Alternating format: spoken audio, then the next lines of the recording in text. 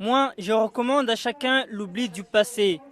C'est contre cette parole malheureuse de Rostofan, gouverneur de la Martinique au XVIIIe siècle, que se tient cette exposition. Elle s'inscrit dans le cadre de la commémoration de l'abolition de l'esclavage à Mayotte. Mais l'abolition de ce qui est considéré comme un attentat contre la dignité humaine par la France trouve une autre forme à la traite des hommes surnommés les travailleurs engagés. Eux nous ont laissé des traces. Les travailleurs engagés qui ont été conduits à Mayotte au départ des autres îles de la côte africaine sont ceux qui ont amené ces instruments de musique pour l'essentiel, mais pas tous. Par exemple, le tari est d'origine perse, qui peut venir conforter la présence shirazienne, musulmane,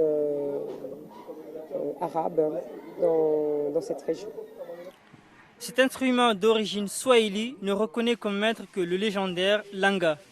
Cet autre, le matseve, était utilisé par les esclaves pour la danse de Chakacha.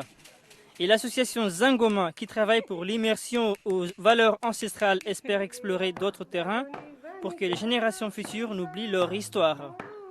On espère pouvoir exposer auprès des établissements scolaires, qu'elle aille au-devant de la jeunesse pour leur expliquer, pour leur donner le goût, l'envie et pourquoi pas d'un apprentissage de ces musiques populaires mahoraises.